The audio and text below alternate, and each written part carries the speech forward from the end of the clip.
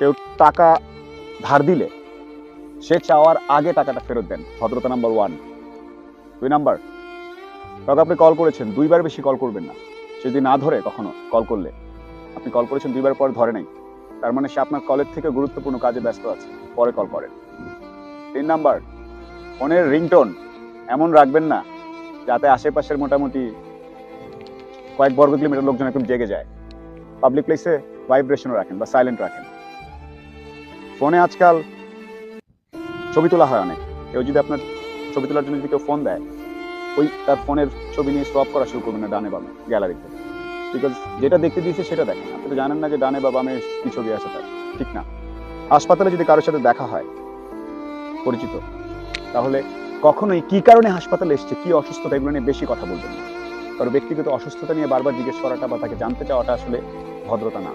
সে যদি নিজে থেকে বলতে চায়, ইটস ওকে। একই জিনিস খাটে যে কোনো বাসে, ট্রেনে, পাবলিক প্লেসে।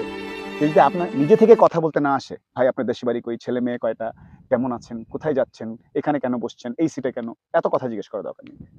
কেউ যদি আপনাকে দুপুরের খাবার বা রাতের খাবারের জন্য দাওয়াত দেয়, সে যত বড় লোকই হোক না কেন, আপনি মেনুর সবচেয়ে দামি খাবারটা অর্ডার দিবেন না।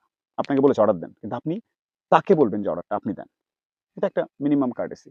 অনেকদিন পরে কারোর সাথে দেখা হলে তার কি বলে, এখন বেতন কেমন, তার কি অবস্থা, চেহারা এরকম হয়ে গেছে কেন, মানে এই ধরনের কথাবার্তা আপনারা জিজ্ঞেস করবেন না, এটাও ঠিক না।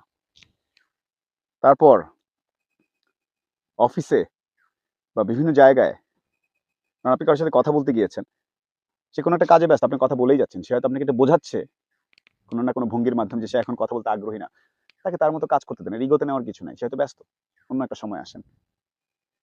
বিবাহিত কাপলদের সাথে দেখা হলে, নতুন যাদের 1-1.5 বছর 2 বছর বিয়ে হয়েছে, 6 মাস বিয়ে হয়েছে, দেখা হলে আমাদের দেশে জিজ্ঞেস করা শুরু করে সবাই, কবে বাচ্চা নিচ্ছ, কি অবস্থা, এত কথা বলা দরকার নেই। এটা তাদের ব্যক্তিগত চয়েস, আপনার যেচে এই জিনিস নিয়ে কথা বলা উচিত না। হাসপাতাল, স্কুলের সামনে হর্ন বাজানো নিষেধ, এটা আমরা সবাই জানি, বাট যার গাড়ি যত বড় তার হর্ন তত বেশি।